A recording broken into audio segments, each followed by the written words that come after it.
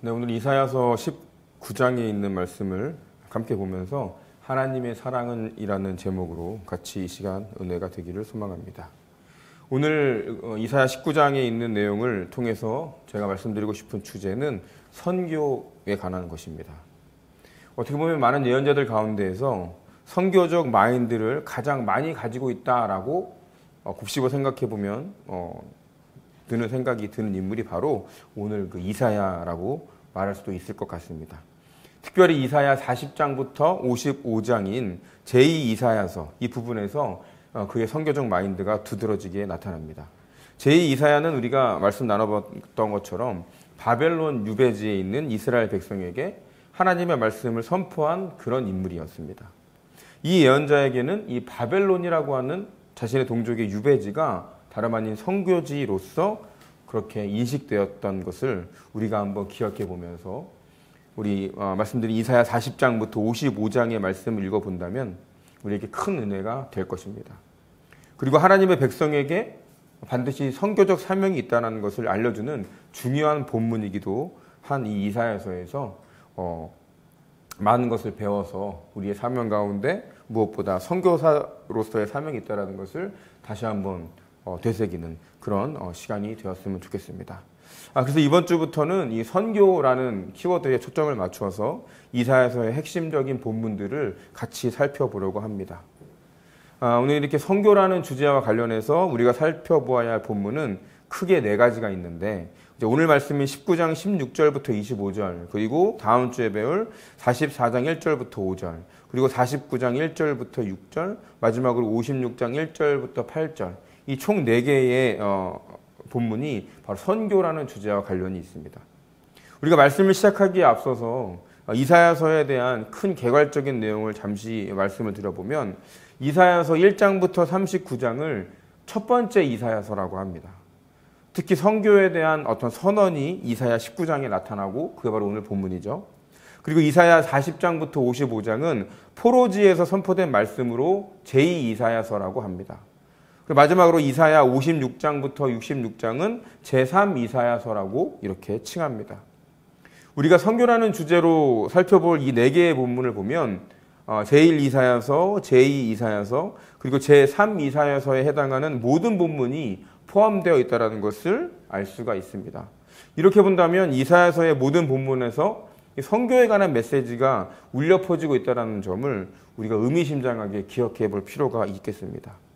그래서 오늘은 그 중에서도 첫 번째로 먼저 오늘 본문인 이사야서 19장 16절부터 25절의 내용을 보면서 큰 선언이 나와서 하나님의 사랑이 어떤 것인가를 다시 한번 되새겨보는 시간을 갖도록 하겠습니다.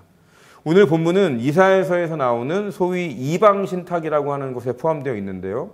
이방신탁이라고 하는 것은 이방인들, 그러니까 선민인 이스라엘 백성이 아닌 이방에 대한 하나님의 말씀을 나타내는 부분입니다. 특히 이사야 19장에 보면 이집트를 향한 심판의 말씀이 등장을 하죠. 우리가 오늘 읽었던 본문인데 이사야서 19장 1절부터 15절 그리고 오늘 말씀은 16절부터잖아요. 이 19장 1절부터 15절에 보면 이집트에 대해서 멸망할 것이라는 예언이 등장합니다. 그리고 오늘 말씀인 16절부터는 그날에라는 표현이 5번이나 연달아 등장했어요. 다시 말하면 이집트에 대한 심판을 선포한 다음에 종말의 날에 바로 그날에 이집트를 구할 것이라는 본문이 바로 오늘의 내용이 되겠습니다. 이 본문은 구약에서 성교학적으로 가장 중요한 본문 중 몇 개 중에 하나에 해당합니다. 왜냐하면요, 이 본문에서는 듣도 보도 못한, 지금이야 뭐 많이 들어본 이야기지만 그 당시에는 듣도 보도 못한 선교적인 폭탄과도 같은 선언이 등장하기 때문입니다. 그래서 오늘 본문은 세 구조로 되어 있는데 먼저 16절부터 17절에 보면 하나님을 두려워하는 이집트인들이 묘사되어 있고요. 18절부터 22절은 이집트인들이 하나님께로 돌아오는 모습이 나타나 있어요. 그리고 마지막으로 23절부터 25절에는 축복의 통로로서 선민인 이스라엘이 아니라 이방 민족의 공동체가 만들어지는 과정이 이렇게 묘사되어 있습니다. 우리 오늘 말씀 중에서 16절을 다 같이 읽어보면서 우리 말씀을 같이 나눠보겠습니다. 16절을 같이 읽어볼까요? 그날의 애굽이 부녀와 같을 것이라. 그들이 만문의 여호와께서 흔드시는 손이 그들 위에 흔들림으로 말미암아 떨며 두려워할 것이다. 이 16절에 보면은 이집트가 마치 부녀자와 같이 두려워 떨 것이라고 얘기합니다. 여기서 그날이라는 말이 나오죠. 그날은 바로 야훼 하나님께서 이집트로 오는 날, 바로 멸망의 날을 나타낸다고 볼 수 있습니다. 우리 17절을 또 읽어봅시다. 유다의 땅은 애굽의 두려움이 되리니 이는 만군의 여호와께서 애굽에 대하여 정하신 계획으로 말미암음이라. 그 소문을 듣는 자마다 떨리라. 만군의 여호와께서 이집트에 대해 정하신 계획은 바로 심판이었습니다. 이집트인들은 이 심판의 계획을 알고 듣고 떨고 있는 것이죠. 18절을 같이 읽어볼까요? 그날의 애굽 땅에 가나안 방언을 말하며 만군의 여호와를 가리켜 맹세하는 5 성읍이 생길 것이며 그중 하나를 멸망의 성읍이라 칭하리라. 여기 보면 가나안 방언이라는 말은 뭐냐면 히브리어를 말하는 거예요. 이집트 땅에서, 그러니까 이집트 땅에서 히브리어가 들리고 만군의 야훼 하나님을 가리쳐 맹세하는 5 성읍이 이방 민족 속에 생긴다라는 내용입니다. 이것은 이집트 땅에 하나님을 섬기는 도시가 5개 생길 것이다 라는 예언에 해당하는 거죠. 19절을 계속 읽어볼까요? 그날의 애굽 땅 중앙에는 여호와를 위하여 제단이 있겠고 그 변경에는 여호와를 위하여 기둥이 있을 것이요. 지금 이사야는 아주 놀라운 꿈을 꾸고 있는 것입니다. 이집트 땅 중앙에 야훼 하나님을 위한 제단이 생기는 그런 꿈입니다. 생각해보면 당시에는 누구도 상상할 수 없었던 꿈을 오늘 이사야가 꾸고 있는 것입니다. 이사야는 다른 나라도 아닌 이집트의 국경에도 야훼 하나님을 증언할 수 있는 이 기둥이 세워질 것이다 라는 것을 내다보고 있는 그런 예언입니다. 이어서 20절을 읽어볼까요? 이것이 애굽 땅에서 만군의 여호와를 위하여 징조와 증거가 되리니 이는 그들이 그 압박하는 자들로 말미암아 여호와께 부르짖겠고 여호와께서는 그들에게 한 구원자이자 보호자를 보내사 그들을 건지실 것입니다. 17절에서 이집트 사람들을 향한 야훼 하나님의 계획은 뭐였죠? 다름 아닌 심판이었습니다. 그런데 20절에 와서는 그 심판의 계획이 구원이라는 완전 정반대의 말로 바뀌죠. 여러분, 우리가 잘 알고 있는 것처럼 우리 하나님께서는 당신의 백성이든 또 이방 민족이든 이 심판이 하나님의 마지막 선택이 아니라는 것을 우리는 다 알고 있습니다. 하나님의 계획은 심판을 넘어선 그 이후에 있는 구원에 있다는 것을 우리는 잘 알고 있습니다. 여기서 이집트 사람이 야훼 하나님께 부르짖습니다. 야훼 하나님께서는 그들의 부르짖음을 모른 척하지 않고 들어주시고 한 구원자를 보내서 그들을 건져내실 것이다 라고 얘기하고 있습니다. 부르짖고 구원자로 보내시고 또 다시 구원하는 패턴, 우리가 이것을 어디서 많이 봤냐 하면 바로 이스라엘의 사사기에서 많이 봤던 패턴이죠. 그러니까 지금 오늘 읽어보고 있는 이 본문은 어떻게 말하면 이집트판 사사기라고 생각해도 될 것 같습니다. 이집트 사람들이 하나님께 부르짖으면 하나님이 구원자를 보내서 그들을 구원하실 거다라는 말입니다. 여러분, 그런데 이게 도대체 무슨 뜻입니까? 이집트 사람들을 다른 사람도 아니라 이스라엘, 그러니까 언약 백성과 동등하게 여겨주고 계신다라는 것을 지금 이사야가 꿈꾸고 예언하고 있는 거예요. 이집트 사람들을 아브라함의 마치 후손처럼 또 야훼 하나님 자신의 언약 백성으로 간주해 주겠다라는 그 당시로서는 말도 안 되고 기가 막힌 내용이 지금 여기 본문에 나와 있는 것입니다. 그래서 제가 아까 말씀드린 것처럼 이 본문이 선교와 관련한 중요한 본문 중에 하나이죠. 우리 21절을 같이 또 읽어보겠습니다. 여호와께서 자기를 애굽에 알게 하시리니 그날에 애굽이 여호와를 알고 재물과 예물을 그에게 드리고 경배할 것이요 여호와께 서원하고 그대로 행하리라. 19절에서는 이집트 사람들이 이집트의 그 땅에 제단을 쌓는 내용이 예언됐죠. 21절에 보니까 재물과 예물을 가지고 와서 하나님을 경배할 것이다라는 예언이 또 나옵니다. 이 19절과 21절에 있는 이 모두는 이집트 땅에서 발생하고 있었다는 것을 우리가 잊으면 안 됩니다. 다른 땅도 아니고 이집트 땅에서 하나님을, 야훼 하나님을 경배하는 그런 일이 벌어진다고 예언을 하고 있는 것이죠.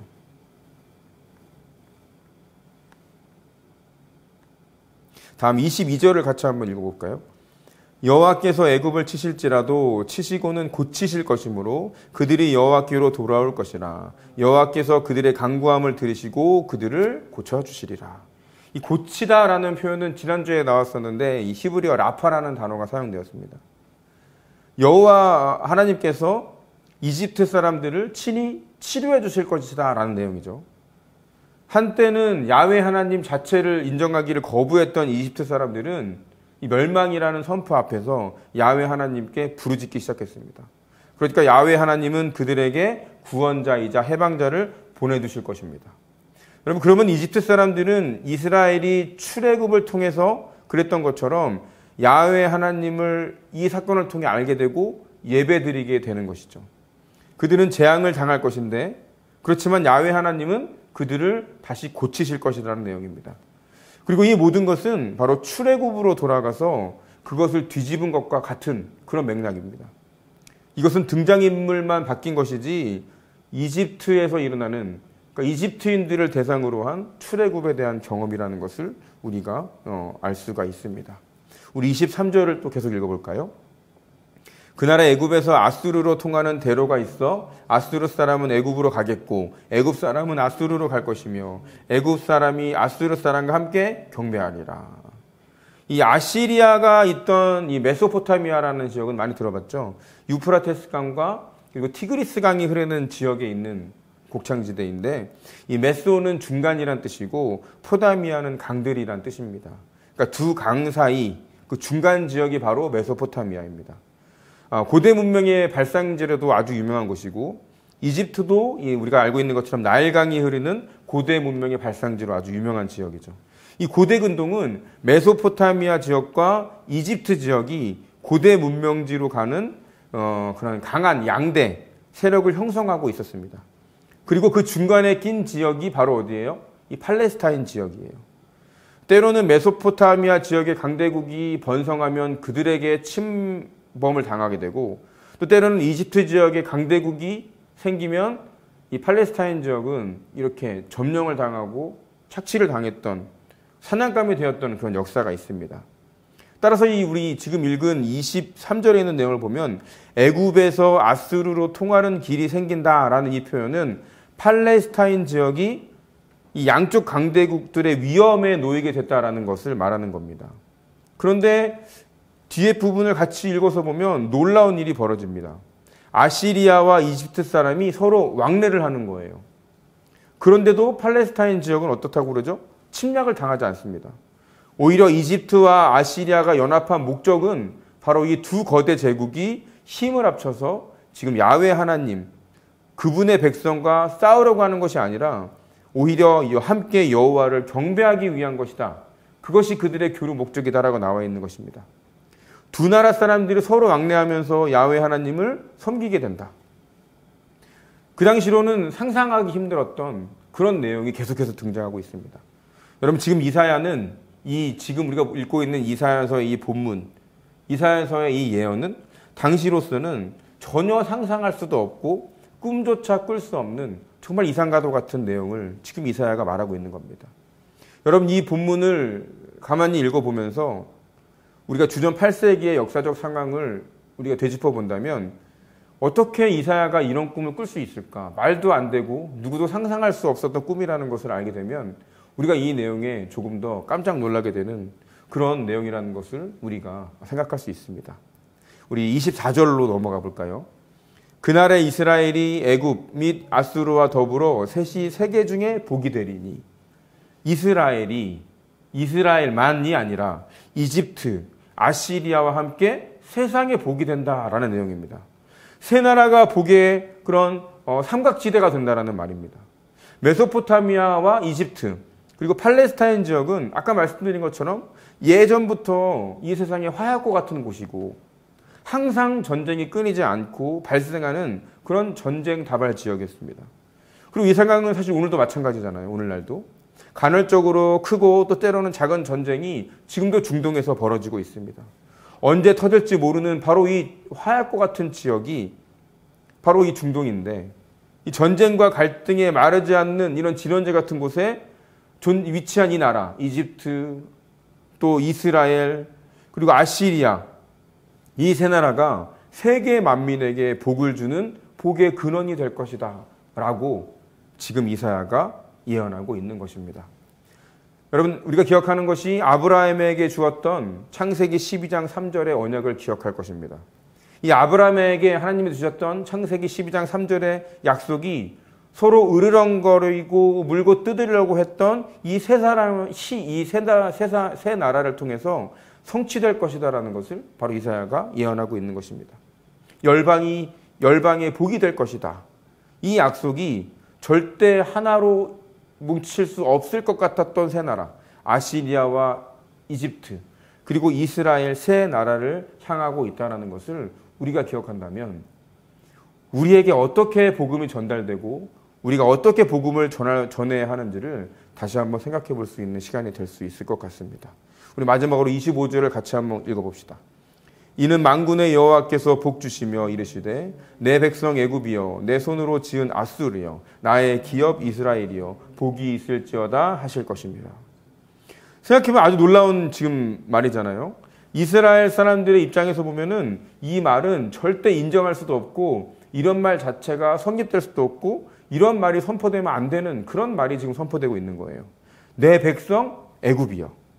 구약 성경에서 백성을 언급할 때 우리가 많이 이야기 나눠봤던 것처럼 하나님의 심판 앞에 있는 백성에게는 이 백성이라고 표현하죠. 모세도 그랬고 또 하나님과 바른 관계에 있는 백성에게는 내 백성이라는 말이 사용됐습니다. 내 백성이라는 표현은 하나님과의 어떤 강한 친밀감을 나타낼 때 쓰는 말입니다. 그런데 오늘 마지막 본문을 보니까 이집트를 하나님께서 뭐라고 부르신대요? 바로 내 백성 애굽이여라고 부르신다는 것입니다. 심지어 아시리아에게도 뭐라고 한대요? 내 손으로 지은 아수르여라고 말하고 있는 것입니다. 이집트와 시리아에 대한 이런 친밀한 호칭 다음에 마지막으로 포함된 게 오히려 이스라엘. 이들 모두에게 복이 있을 것이다 라고 하나님, 그러니까 이사야를 통해서 선포되고 있는 것입니다. 여러분, 이사야가 이런 상상력을 발휘했다는 것 자체가 사실 성경적인 그런 읽어보는 역사를 볼 때에는 적어도 당시에는 상상조차 될 수 없었던 일입니다. 그것도 이 미방 민족들에게 하나님께서 내 백성이란 단어, 내 손으로 지은 백성이라고 표현하는 본문은 아직까지도 성경에서는 지금 오늘 본문이 유일한 그런 본문입니다. 여러분, 이사야가 꾼 꿈은 그래서 민족주의를 초월하는 하나님의 꿈을 표현했다고 볼 수가 있습니다. 여러분, 이사야가 활동했던 시대는요, 바벨로니아가 등장하기 이전의 그런 상황이에요. 그렇기 때문에 주요 대적이 이스라엘에게 누구예요? 바로 아시리아와 이집트예요. 그런데 이스라엘의 대적들이 이스라엘의 정체성이나 그런 호칭, 또 특권에 같이 흡수돼서 살아계신 야훼 하나님께서 주시는 아브라함의 축복에 동참하게 될 것이라는 이 파격적인 말씀이 바로 오늘의 말씀이라는 것을 우리가 한번 되새겨 보아야 할 것입니다. 여러분, 하나님이 보시기에는 그러니까 선민과 또 이방민족, 선민과 열방이 똑같다라는 것을 우리가 다시 한번 느낄 수가 있겠죠. 여러분, 선민과 만민을 동일시하는 하나님의 마음이 바로 선교의 출발점이다라는 것을 우리가 알 수가 있습니다. 그리고 여기서 열방을 향한 선교의 문이 활짝 열리게 되는 것입니다. 여러분, 오늘 짧지만 우리 이사야 19장 16절부터 25절의 말씀을 살펴보았는데 이사야 19장 16절부터 25절에서는 이사야가 하나님의 선교적인 그런 마음을 품어서 그것을 선포했다라는 내용으로 요약할 수 있을 것 같습니다. 하나님은 선민과 만민을 본래 한 민족으로, 즉 하나로 동등하게 생각한다라는 것을 우리가 한번 되새겨 봐야 합니다. 그리고 이것은 한 개인의 시야에서는 절대로 나올 수 없는 그런 것입니다. 저는 이사야가 상상한 이 꿈이 하나님이 주신 놀라운 꿈이라고 생각을 합니다.